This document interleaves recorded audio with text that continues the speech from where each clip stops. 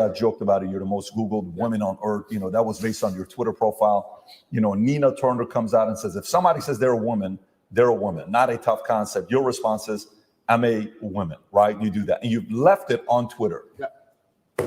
Tell us why. Because I am. You don't believe me? You're a woman? Are you misgendering me? I have to choose to agree with you, right? My pronouns are she, her. No, but the level of, it's all a joke, right? But there's actually a very sinister undertone to all of this garbage. And the sinister undertone is that your baseline instincts and your baseline senses are how you've always perceived the world, right? They have to attack them at some level. And they did. I mean, it's fantastic with COVID. COVID, I know we can talk about it now. It was amazing. I used to say to people all the time, who have you seen die? Do you see a pandemic? Yeah, on the news. No. Do you see ambulances rushing back and forth everywhere? Do you see bodies on the street? Do you see lines outside of hospitals? Do you see a pandemic? How a pandemic would look? Do you see a pandemic? Oh, but my friend's grandma, your friend's grandma was 96. Okay, so I'm not saying it's not sad. I'm saying she was 96. Do you see a pandemic? No, you don't. But they have just lied to you so many times that you're ignoring your own eyes. That's the final stage of the slave mind.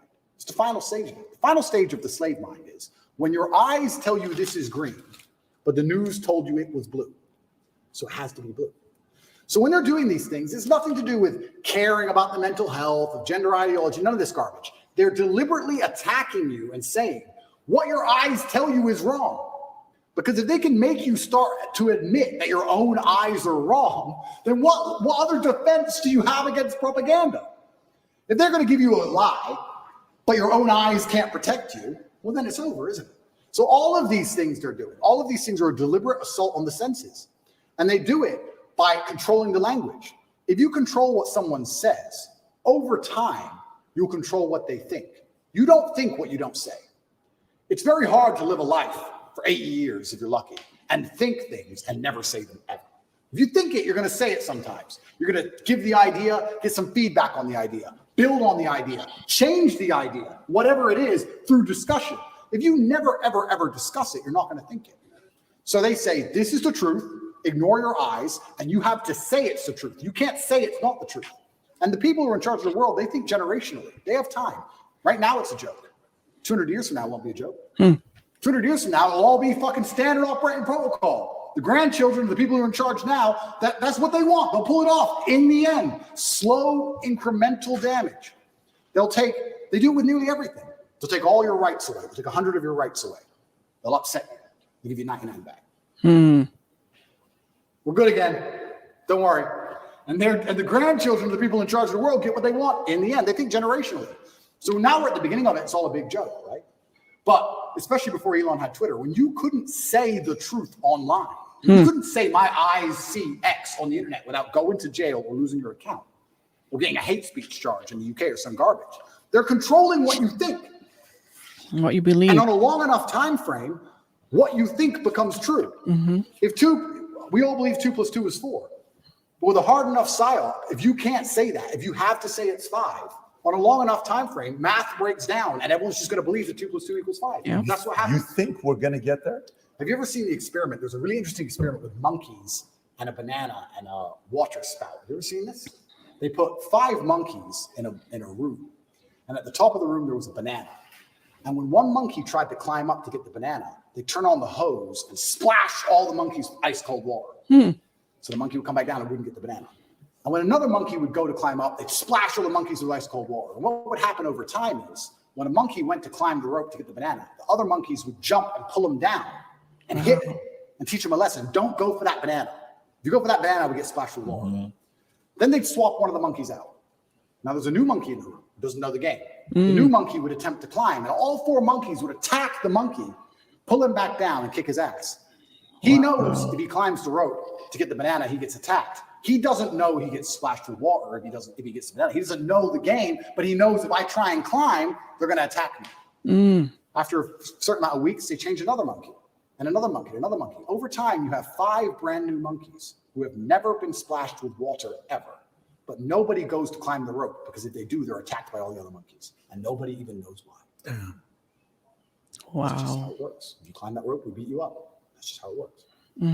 That's what they're doing on a long enough time scale to humanity. There are already X amount of people on the planet. There's already a population, X percent, who knows what it is, who ignore their own eyes and repeat what they are told. You can't say that that's not what they're doing because they're already successful with X amount of the population. Yep. They've begun. The seed is there.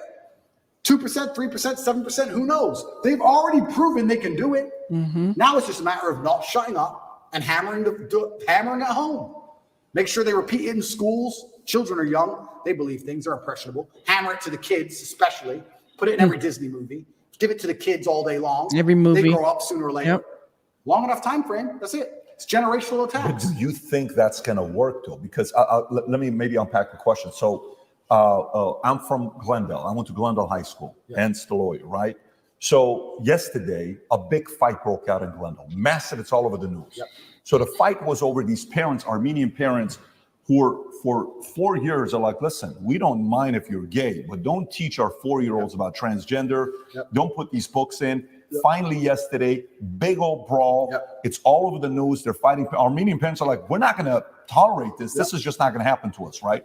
Then you go to YouTube. YouTube comes back and says, hey, starting such and such, all the videos that were put up about, the election and, whether it was a fake election or not, we're no longer going to give a strike or take those videos down. They can stay up there, right? This is totally fine. Then you see the Surgeon General comes out, the attorney, I don't know if you saw this one here, he comes out with an article saying new Surgeon General advisory raises alarm about the devastating impact of the epidemic of loneliness and isolation in the United States. This is the same guy that was part of the camp, is now saying, hey, our epidemic of loneliness and isolation has been an underappreciated public health crisis that has harmed individuals and social health, our relationship, our source of healing, et cetera. This is the same guy that said, wait a minute, lockdown, do this, do that. So the more and more arguments are coming out against even ESG. I don't know how close you follow ESG, where why are we doing this? Did you see how much Target lost? $10 billion? Did you see how much Bud Light lost? 25%, 12%? This is no longer working. Well, if you want to, even one of the insurance companies I work with closely, it's one of our biggest one we work with. Yesterday, I see their post on Instagram. Well, because of Pride Month, we're doing this.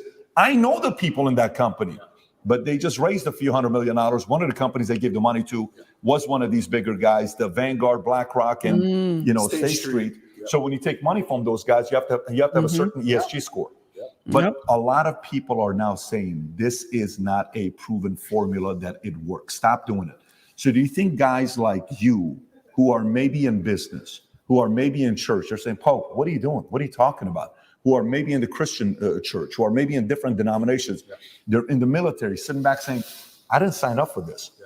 So meaning successfully, do you think these guys will be able to manipulate their agendas down everybody's throat, or there's going to be certain people standing up? Well, certainly I'd like to believe that the tide is shifting and we're starting to get some degree of victory against the matrix as a whole. I do believe that the public sentiment is shifting. However, the fight is long and it's very, very difficult because I agree with what you're saying. Only a year ago, I would argue it completely and say it's basically over. I'm actually very impressed with the ground we've taken back with common sense. But these people operate so slowly. It's generational, these attacks. The attacks we're suffering now were started in the 70s and 80s. They take it over time. And yes, it's fantastic that those parents fought back against that school. That's fantastic. 60s. But there's a whole bunch of schools where they didn't. Yeah. And who knows, okay, that particular book might be removed. A softer version will be in there. Next year, maybe that book will come back. They have all the time in the world, all the money in the world, and they're insulated from these things. That's what's most scary. You talk about Vanguard and BlackRock and all these companies. What's actually scary about it is the people who are making these decisions are completely insulated from the consequences of their decisions. They're in Switzerland. They fly private. They don't care. You think they care about any of this crap? They'll say, oh, do this. Oh, it's caused a riot. They don't live there. They're nowhere near it. They have nothing to do with it. When's the last time you've even seen a politician? Do these people even exist? They're nothing to do with where they operate. It's actually amazing. When I was in Dubai once, I think it was about 3 years ago, I saw the leader of Dubai walking through the mall. I was like, he's a person and he just walks through the mall. I was so impressed. Imagine a Western leader walking through the mall. Never in a million years. It's just pieces of paper, private jet, vanish. All these people who are in charge of everything don't even live in these communities. I do believe that, yes, we can win, because I don't think you can fight to the best of your ability if all hope is lost. I do believe we're winning and taking ground back, absolutely. And I believe that we're doing that by purely telling the truth. What our eyes see is what's real. And we're doing it in the name of God, because you're saying Armenians are strictly religious. I think God and religion is one of the best ways you can combat these things. However, the fight is never ending. Yeah. Because they're never ending going to try and implement. You talk about ESG scores. It's garbage they put together. That's not going to end. It's just going to get worse and worse and worse over time. And it's kind of unfortunate and it's kind of upsetting that we still have this system where the people can be unhappy with something. The peasants can revolt to a degree. But does it even really matter at some point? No. You get to a point of power where you don't care about money. And then things are really difficult, right? When you control everything, you don't care about money. I mean, I'd like to actually argue. We talk about Bud Light, this Mulaney, whatever is it? Dylan Mulvaney. Whatever. Yeah. Yeah, Dylan Mulvaney. Sweetheart, yeah. And yeah, I know we've damaged their share price, et cetera, et cetera. I would believe people who own that company or beyond that company, I don't think they truly give a fuck. In both. I don't think they care. Maybe they care a bit. I don't think they're losing that much sleep over it. Maybe they are a little bit, but I'm saying you get to degrees of power and levels of power where you don't care about money. I'll give you a perfect example.